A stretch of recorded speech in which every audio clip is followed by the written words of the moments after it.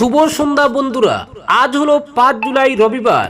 আজকের সন্ধ্যার বিশেষ বিশেষ খবর হলো ইভিএম নিয়ে বিস্ফোরক কংগ্রেস নেতা রিপুন বোরার, হ্যাক করা সম্ভব, কমিশনকে চ্যালেঞ্জ কংগ্রেস নেতার, গৌরব গগৈকে প্রদেশ সভাপতির পদ থেকে সরাতে সক্রিয় লবি, কংগ্রেস হাইকমান্ডে গেল 35 পৃষ্ঠার প্রতিবেদন, আগরতলা করিমগঞ্জ রুটে মেমু ট্রেন শুরু, বিস্তারিত থাকবে প্রতিবেদনে।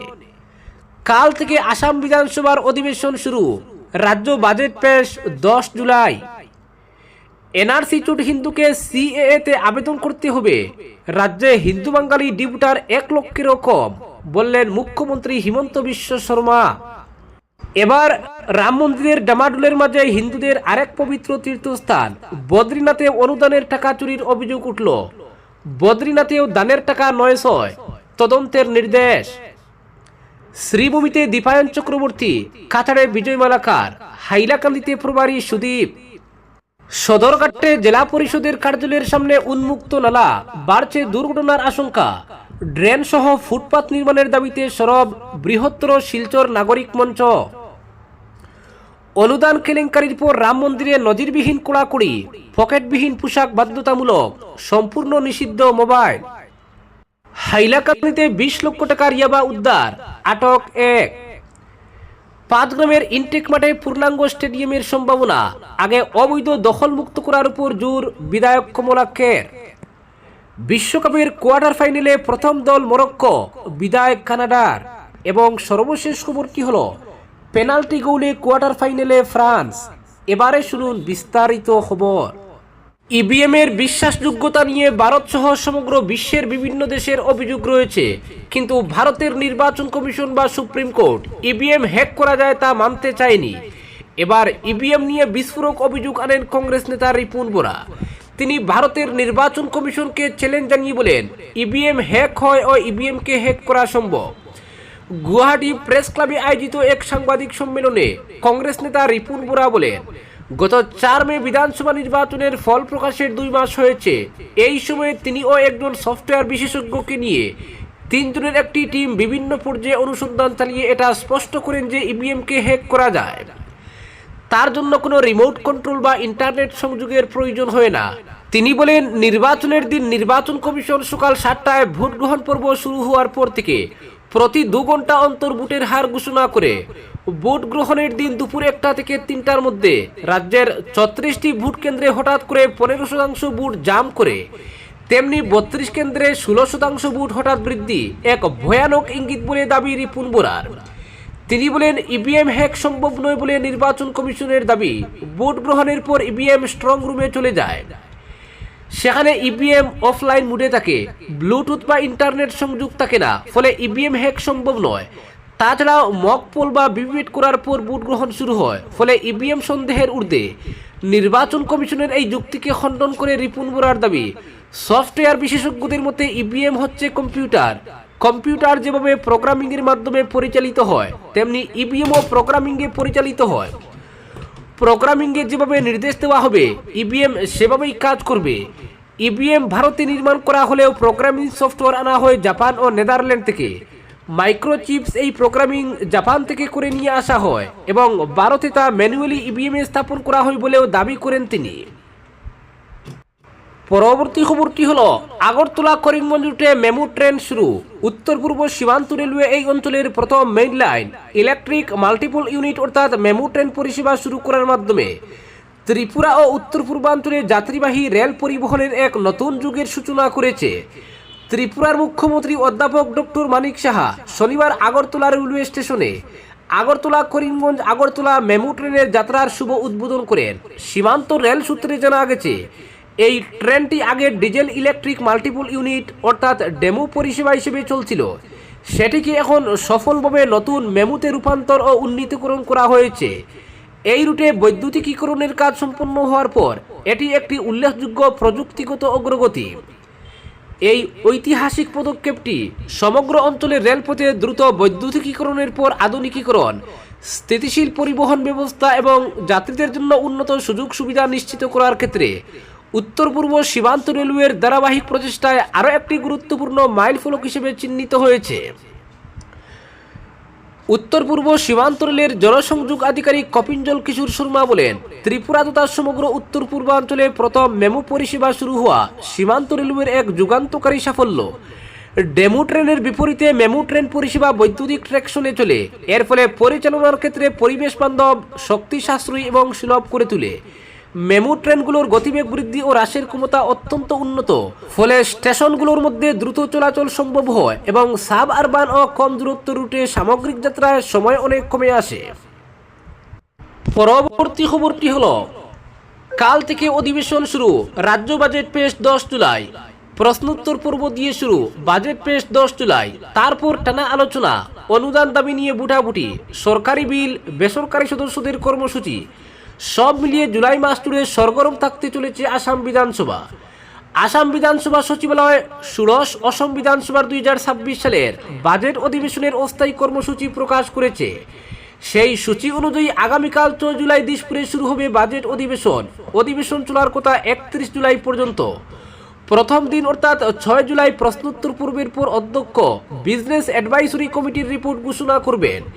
একই সঙ্গে বিধানসভার বিভিন্ন কমিটির সদস্য, প্যানেল অফ চেয়ারপারসনদের নাম ঘোষণা, সরকারি বিল উত্থাপন, বিভিন্ন রিপোর্ট পেশ এবং 2026-27 অর্থবর্ষের সম্পূরক দাবি ও সম্পূরক বরাদ্দ সংক্রান্ত তালিকা পেশের সম্ভাবনা রয়েছে।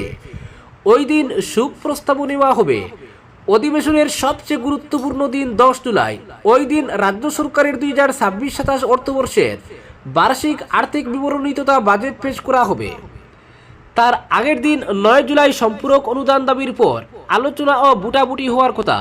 একই দিনে সম্পূরক বরাদ্দ সংক্রান্ত আসাম অ্যাপ্রোপ্রিয়েশন বিল পেশ, বিবেচনা ও পাশের সম্ভাবনা রয়েছে।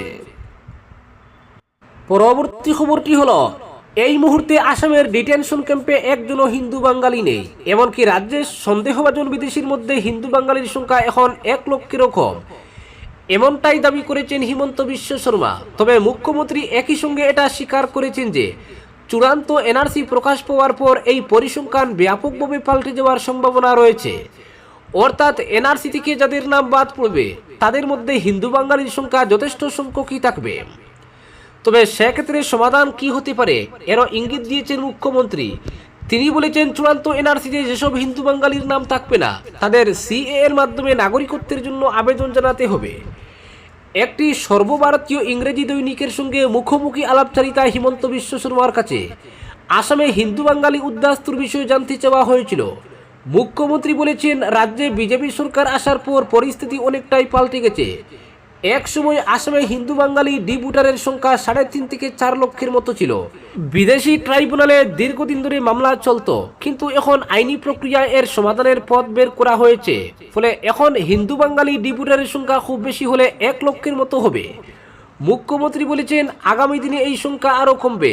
পাশাপাশি তিনি বলেছেন, রাজ্যে এই মুহূর্তে ডি ভোটারের সংখ্যা 3.5 লক্ষের মতো হবে। এর মধ্যে হিন্দুর সংখ্যা 1 লক্ষ। এক সময় ডি ভোটারের সংখ্যা 12-13 লক্ষের মতো ছিল। মুখ্যমন্ত্রী অবশ্য স্বীকার করেছেন, চূড়ান্ত এনআরসি প্রকাশ পাওয়ার পর এই বড় সংখ্যার হিন্দু বাঙালির নাম না থাকার সম্ভাবনা রয়েছে। প্রসঙ্গত, এনআরসিতে 19 লক্ষেরও বেশি মানুষের নাম ওঠেনি। বিভিন্ন সূত্রে জানা গেছে এর মধ্যে হিন্দু বাঙালির সংখ্যাই হবে কমপক্ষেও 12 লক্ষ। তবে রাজ্যের বিজেপি সরকারের আপত্তিতে এনআরসি প্রকাশ করা হয়নি। এরই মধ্যে সিএএ চালু করা হয়েছে। তবে সিএএতে আবেদনের প্রক্রিয়া জটিল হওয়ায় এখনো পর্যন্ত রাজ্যে 10 জনের বেশি নাগরিকত্ব পাননি। এই পরিস্থিতিতে চূড়ান্ত এনআরসি প্রকাশ পাওয়ার পর হিন্দু বাঙালির মধ্যে নতুন করে সংকট দেখা দিতে পারে। মুখ্যমন্ত্রীও এই আশঙ্কা উড়িয়ে দেননি। তবে একই সঙ্গে তিনি অভয় দিয়ে বলেছেন, এনআরসিতে যাদের নাম থাকবে না তাদের সিএ এর মাধ্যমে আবেদন করে নাগরিকত্ব অর্জন করতে হবে। পরবর্তী খবরটি হলো, রাম মন্দিরের প্রণামীর টাকা চুরির ঘটনায় শোরগোল পড়ে গিয়েছে গোটা দেশে। এই ডামাডোলের মাঝে হিন্দুদের আরেক পবিত্র তীর্থস্থান বদ্রীনাথেও অনুদানের টাকা চুরির অভিযোগ উঠল। বিষয়টি সামনে আসতেই নড়ে চড়ে বসেছে বদ্রীনাথ কেদারনাথ মন্দির কমিটি। এহেন গুরুতর অভিযোগের ভিত্তিতে উচ্চ পর্যায়ের তদন্তের নির্দেশ দিয়েছে মন্দির কমিটি। জানা গিয়েছে, গত শুক্রবার ভৈরব সেনা নামে একটি হিন্দু সংগঠনের তরফে বদ্রীনাথ কেদারনাথ মন্দির কমিটির কার্যনির্বাহী আধিকারিক মোহন সিং রাঙ্গারকে চিঠি দেওয়া হয়, যেখানে অভিযোগ তোলা হয় মন্দির কমিটির চেয়ারম্যান হেমন্ত দ্বিবেদীর ব্যক্তিগত সচিব বদ্রীনাথ মন্দিরের প্রণামীর টাকা চুরির সঙ্গে সরাসরি যুক্ত বিষয়টি তাদের তরফে অনেক আগেই চেয়ারম্যানের নজরে আনা হয়েছিল, কিন্তু মন্দির কমিটির চেয়ারম্যান বিষয়টিকে গুরুত্ব দেননি। বিষয়টি খতিয়ে দেখতে সিসিটিভির সাহায্য নেওয়ারও দাবি জানানো হয়েছে। শীর্ষ মহলে অভিযোগ ওঠার পরই মন্দির কমিটির চেয়ারম্যান হেমন্ত দ্বিবেদী তদন্তের নির্দেশ দেন। তিনি বলেন, যে কর্মীর বিরুদ্ধে অভিযোগ তোলা হয়েছে তিনি কমিটির একজন স্থায়ী কর্মী। অভিযুক্ত কর্মী এর আগে 3 জন চেয়ারম্যানের ব্যক্তিগত সহকারী হিসেবে কাজ করেছেন। যদি তার বিরুদ্ধে টাকা চুরির অভিযোগ উঠে তবে তার তদন্ত হবে। অভিযোগ সত্য প্রমাণ হলে কঠোর পদক্ষেপ করা হবে। পাশাপাশি মন্দির কমিটির কার্যনির্বাহী আধিকারিক মোহন সিং রাঙ্গার বলেন, মন্দিরের সিসিটিভি পরীক্ষা হয়েছে, তবে ফুটেজ বিশেষ স্পষ্ট নয়। পুরো বিষয়টি খতিয়ে দেখতে বিশেষ তদন্ত কমিটি গঠন করা হয়েছে। কারচুপি প্রমাণিত হলে কঠোর পদক্ষেপ করা হবে।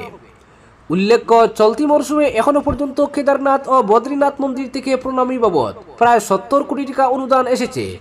পাশাপাশি মন্দিরের গেস্ট হাউস থেকেই বিপুল টাকা আয় হয়েছে। সবকিছু ঠিকঠাক থাকলে প্রতি বছর এখান থেকে 50 থেকে 80 কোটি টাকা আয় হয়। রাম মন্দিরের চুরির ঘটনা সামনে আসার পর এবার বদ্রীনাথেও অনুদান চুরির অভিযোগে স্বাভাবিকভাবেই শোরগোল পড়ে গিয়েছে। পরবর্তী খবরটি হলো, রাম মন্দিরে ভক্তদের দান করা অর্থ ও অলংকার আত্মসাতের অভিযোগে তদন্ত যত এগোচ্ছে ততই সামনে আসছে নতুন তথ্য। কোটি কোটি টাকার অনিয়মের অভিযোগে ইতিমধ্যেই বিশেষ তদন্তকারী দল তদন্ত শুরু করেছে। এই পরিস্থিতিতে দান ব্যবস্থার স্বচ্ছতা নিশ্চিত করতে একগুচ্ছ কঠোর নিয়ম চালু করল শ্রী রাম জন্মভূমি তীর্থক্ষেত্র ট্রাস্ট। তদন্তে জানা গেছে, দান বাক্স ভেঙে নয়, বরং দান বাক্স থেকে অর্থ বের করে গণনার সময় আত্মসাতের ঘটনা ঘটত। সেই কারণে এবার দান গণনার পুরো প্রক্রিয়াকে কঠোর নিরাপত্তার আওতায় আনা হয়েছে। নতুন নিয়ম অনুযায়ী দান গণনার কাজে যুক্ত প্রত্যেক কর্মীকে পকেটবিহীন বিশেষ পোশাক পরতে হবে, যাতে অর্থ বা অলংকার লুকিয়ে রাখার সুযোগ না থাকে। পাশাপাশি গণনা কক্ষে প্রবেশের আগে এবং বের হওয়ার সময় প্রত্যেক কর্মী, আধিকারিক ও নিরাপত্তা রক্ষীকে বাধ্যতামূলকভাবে ধাতু শনাক্তকারী যন্ত্রের মাধ্যমে পরীক্ষা এবং শারীরিক তল্লাশির মুখোমুখি হতে হবে। এছাড়া মোবাইল ফোন, মানিব্যাগ, ব্যাগ, চাবির রিং সহ কোনো ব্যক্তিগত সামগ্রী গণনা কক্ষে নিয়ে যাওয়া যাবে না। সবকিছু নির্দিষ্ট লকারে জমা রাখার নির্দেশ দেওয়া হয়েছে। অনুমোদিত ও যাচাই করা কর্মীরাই কেবল ওই উচ্চ নিরাপত্তা বলয়ে প্রবেশের সুযোগ পাবেন। কারা কখন প্রবেশ করেছেন এবং কতক্ষণ থাকছেন তারও বিস্তারিত নথি রাখা হবে। নজরদারি ব্যবস্থাতেও বড় পরিবর্তন আনা হয়েছে। আগে নির্দিষ্ট সময় পর নজরদারি ক্যামেরার ফুটেজ স্বয়ংক্রিয়ভাবে মুছে গেলেও এখন দীর্ঘ সময় ধরে সেই ফুটেজ সংরক্ষণের সিদ্ধান্ত নেওয়া হয়েছে, যাতে ভবিষ্যতে তদন্তে কোনো তথ্যের অভাব না হয়।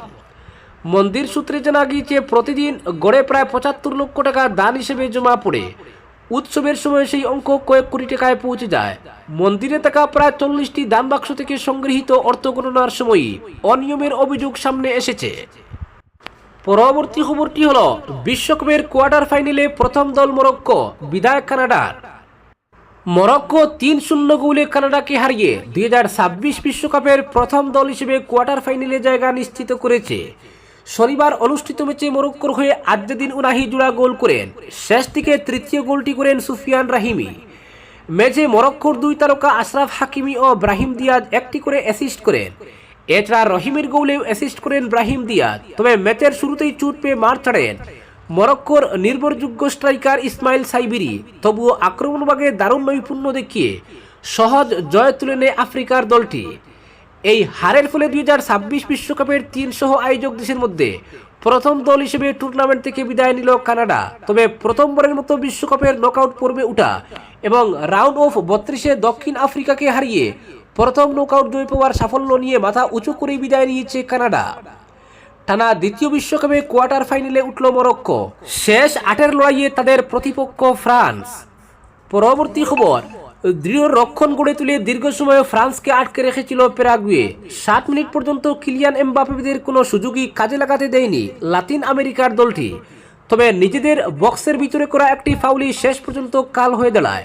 সেই পেনাল্টি থেকে গোল করে ফ্রান্সকে 2026 বিশ্বকাপের কোয়ার্টার ফাইনালে তুলেন অধিনায়ক কিলিয়ান এমবাপ্পে। ফলে টুর্নামেন্ট থেকে বিদায় নিশ্চিত হয় প্যারাগুয়ের। যুক্তরাষ্ট্রের ফিলাডেলফিয়া অনুষ্ঠিত শেষ 16 ম্যাচে নির্ধারিত সময়ের 70তম মিনিটে স্পট কিক থেকে একমাত্র গোলটি করেন এমবাপ্পে। চলমান আসরে এটি তার 7ম গোল। এই জয়ের শেষ 8-এ জায়গা করে নেয় ফ্রান্স। আজকের বিশেষ সংবাদ এখানেই সমাপ্ত।